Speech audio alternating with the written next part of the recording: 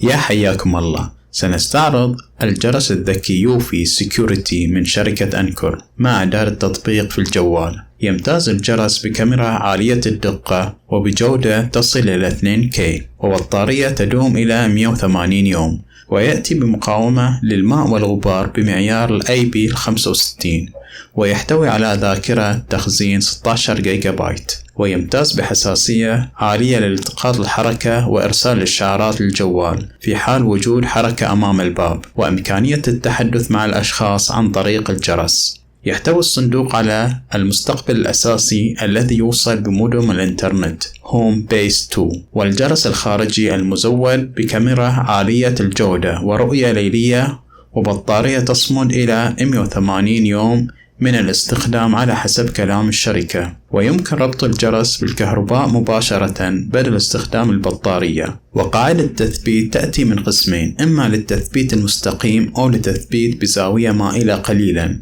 لتناسب اتجاه الكاميرا، وكيبل شبكة لتوصيل المستقبل الأساسي بالإنترنت، وبراغي لتثبيت قاعدة الجرس، مع واير لتوصيل الجرس مباشرة بالكهرباء بدل استخدام البطارية، وستيكر إرشادي لتثبيت الجرس على الجدار، ومفتاح الأمان لفك الجرس من القاعدة. ويفيد المفتاح لفك الجرس من القاعدة لشحنه عندما تفرغ البطارية، ومحول الكهرباء الخاص بجهاز الاستقبال، ويأتي بعدة رؤوس على حسب مقبس الكهرباء المناسب لبلدك، وكيبل الشحن من نوع ميكرو USB، وكتاب الإرشادات والتركيب.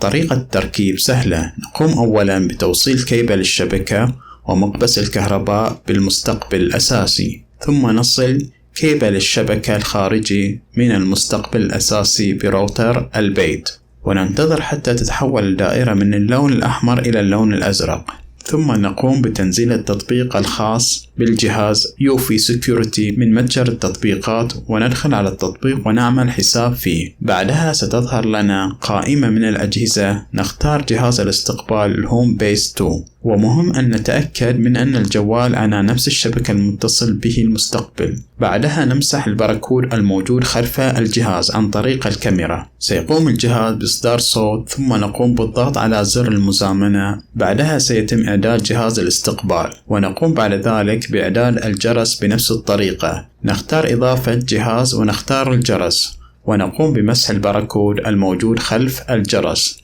ثم نضغط على زر المزامنة الموجود خلف الجرس. سيصدر الجرس صوت، وهكذا تم إعداد الجرس والمنظومة كاملة. بعدها نقوم بتثبيت الجرس في الخارج عند الباب بتثبيته على القاعدة، ويمكن إزالة الجرس من القاعدة عن طريق مفتاح الأمان بإدخال رأس المفتاح في الفتحة الموجودة أسفل القاعدة، وإخراج الجرس بسهولة. انطباع عن المنتج عملي، دقة الصورة والفيديو ممتازة، ويصور كل حركة أمام الباب، وتنبيه الإشعارات في الجوال فوري. أما البطارية لا أستطيع الحكم عليها لأني لم أجرب الجرس إلا لعدة أيام. شكرا لكم، ولا تحرمونا من دعمكم.